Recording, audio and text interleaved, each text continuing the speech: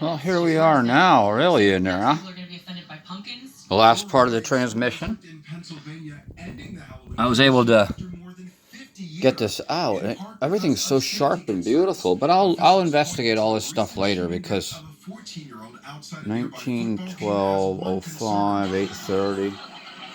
A similar scene in Ohio this past Friday. 3 people injured in a shooting outside a high school. I mean, all right, enough of this marveling.